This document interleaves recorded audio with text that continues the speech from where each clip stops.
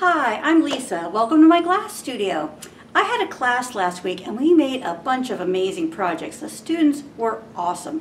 We started out on Tuesday morning and we got 2 projects in the kiln that day, and we did not slow down all week. We just fused a bunch of projects, a bunch of kilns, and had a wonderful time. So on Friday, whatever project goes in the kiln that morning is likely to come out on Saturday, and then I have to ship those projects.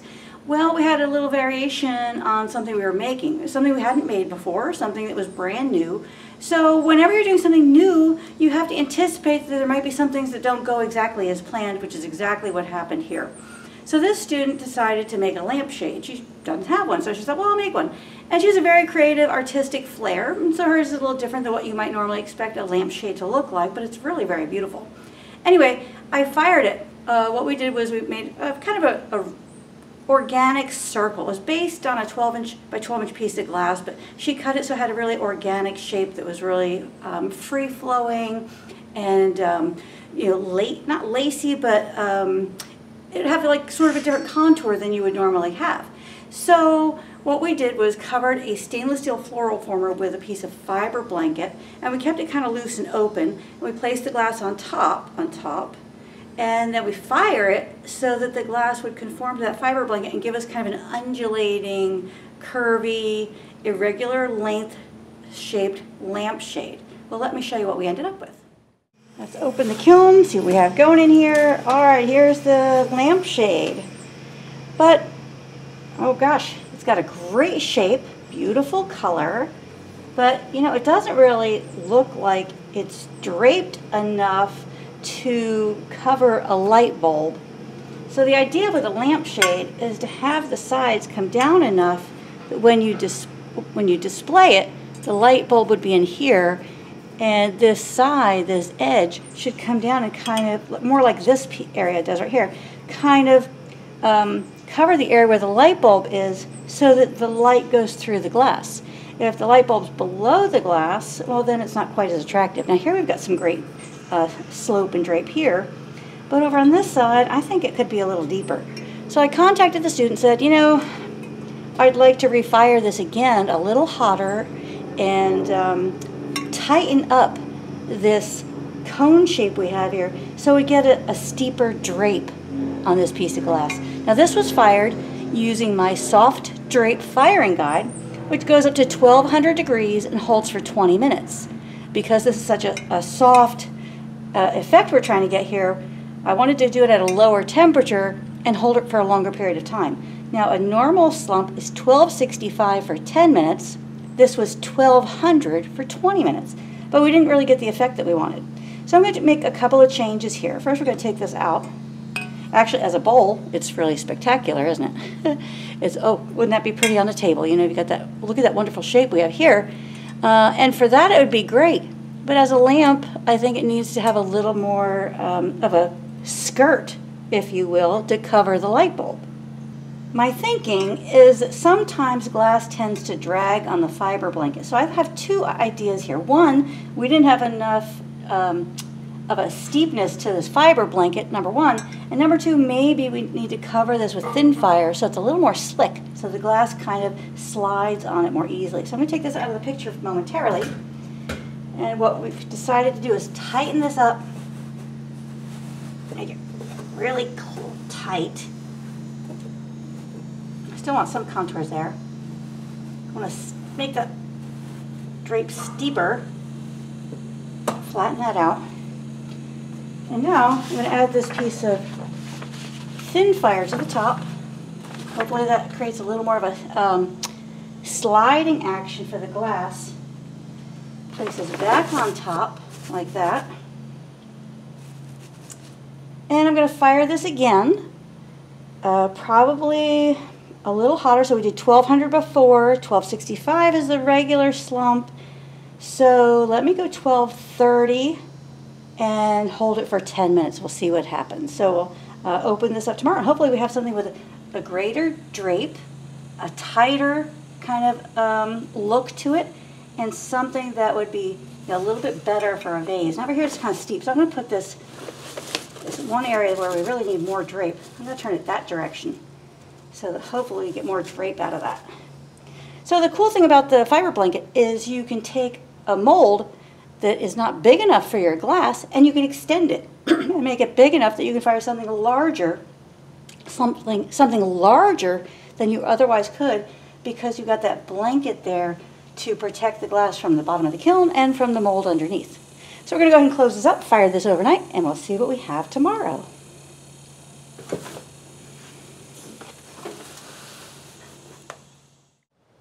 I wanted to show you a few other projects that the students made towards the end of the week in our class that I have here on the table getting ready to ship. So this is a beautiful like flower vase kind of thing we made, and it's a component piece to this really cool leaf, and you basically glue the two pieces together. And this project is one that you can find in my Creative Shapes video. There we go. But you glue these two pieces together, try to put it here on the table to get an idea of what they look like. And it really makes a beautiful vase, or something you put on a shelf, something you put on a counter. When this is glued down, yeah, you rotate it until you get a nice, what seems like a nice fit. And then glue those two together until you've got this beautiful vase along with the stand. Or, of course, you could display them separately like that if you wanted to. Kind of like that. But they're really cool, fun. So these are Jenny's pieces right here. And she also made this beautiful dichroic heart. It's awesome, right? And a few videos ago, I showed how to make this really pretty, dazzling dichroic heart trio. And so on the, I'll bring that a little closer for you, there you go. And so on the last day, we had a little extra time, so the students put them together. And look at this, how flashy that is. Oh, she got into the dichroic there. Isn't that beautiful? And here's the back side, kind of fun. But that has, I'm going to bring this even closer. Look at all that color. Ooh, that is so pretty. Blingy, blingy. And then there's two other component pieces. Look, here we go. All right, there we go. There's a medium one, goes right here. Okay. And then we have a smaller, little dainty one right here that hangs from the bottom. I'll show you. Hangs from the bottom of this one like that. So you get this awesome little trio of dichroic hearts. So fun stuff there. Great job by Jenny. And then I move these out of the way. Okay, over here, this is Mary's vase. And she did a really nice job on hers. It's more of a rose color, and then she added some plum opal frit to give it this beautiful detail, this veining. And so this shape is made by having a certain shaped glass, putting it over a stainless steel floral former, you're putting it on top, and then slumping it, draping it like this to get these contours. So each one comes out a little different, which is very fun. And then here's her leaf that goes with it. So hers is going to go, you know, something like this. Let's see where you can see it better. Or of course they could be displayed separately if you wanted to. And then you just kind of, you put it on there, you turn it until you get what feels like a good arrangement, and then you glue the two pieces together. And let's see, oh, here we go. Here's Mary's beautiful little hearts. These are a little bit lighter, kind of a lot of clear applications there, some stringers, noodles, wavy fire stick dichroic, some twisted cane, some murini here. She got into the materials and used a whole bunch of different stuff. Here's a little component one that goes down here, just hangs there, so beautiful. And then let me show you the little one. Here's the little one that goes with it. Isn't that so cute? Lots of detail there, lots of fun pattern, activity, cool colors. So those are Mary's pieces. She did a phenomenal job as well. Let's put those back together. I gotta make sure I keep all these in the right orientation so I ship them to the right student. We don't want to mix that up, do we? No. I'm gonna put these here. Now I'm gonna show you. Okay. Hold on, I gotta get these pieces over here. Here we go. These are Becky's pieces. And her piece is the one that's still in the kiln. We're firing today. And look at this wonderful play of color, very whimsical. It's got a cool spiral going on, red and blue and yellow and orange and just all sorts of fun colors. And then this piece came out really beautiful as well. Those are going to go nicely together. And then here's the bottom one. So it's so fun to see students take the same kind of project idea and go in totally different directions with it. You know, they use colors that speak to them. They add designs that, you know, give it their own flair. So they all took this idea and then made it their own, which is really fun. So fun to share that with them, so fun to watch them do it, so fun to watch them enjoy it. And then also, you know, they sometimes question the materials. Well, should I use this or this? Well, in something like this, yes, use it all and just enjoy yourself. And this is also, we made these awesome cast blocks. Now the other students managed to transport theirs home, but this one is Becky's. It's kind of a portal into another realm with trees and a very whimsical sort of design, nice fun colors. And look at how thick that is, just really beautiful. And came out really nice, so I'm really proud of all three of them. They did a phenomenal job, and I'm looking forward to hearing from them when they get these projects and maybe getting a little picture of how they've displayed them or using them in their own home. Here we are, after the piece has slumped a second time. We tightened up the fiber blanket mold, and covered it with thin fire. I think the thin fire creates a little more of a slick surface that allows the glass to move more evenly. I sometimes feel like this fiber blanket material, being coarse, kind of resists the glass and prevents it from going down. I'm really pleased with the shape this time.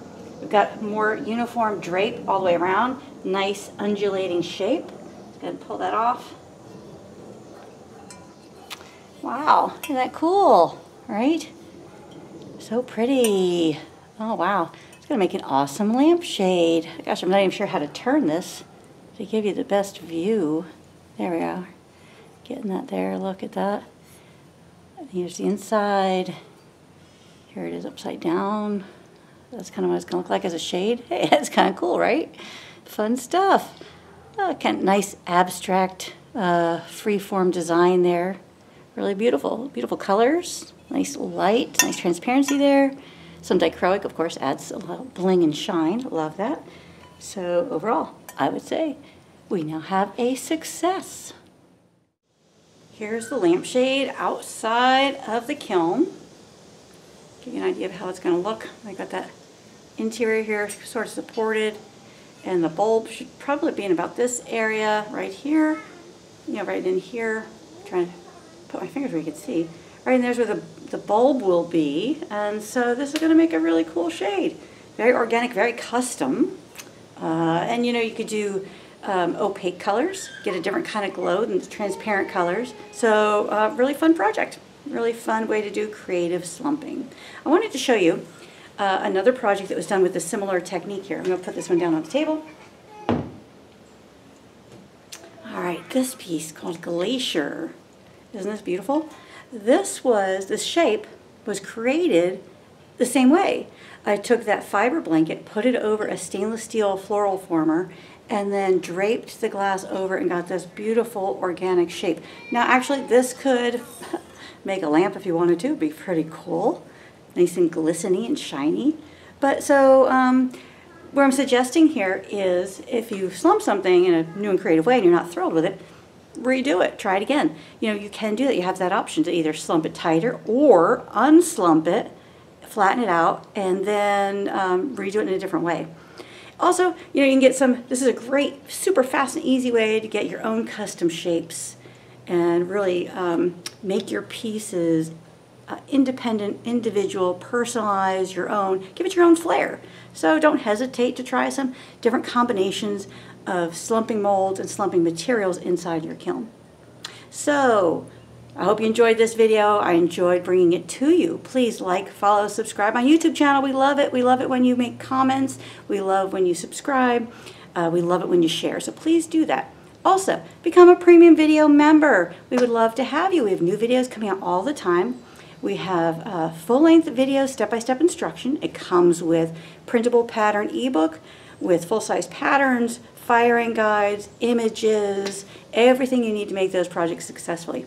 And the projects are all different. They all vary in complexity. They vary in construction, all challenging you and giving you new methods and ways to fuse glass to keep it exciting, keep you inspired, and out there in your studio having a great time.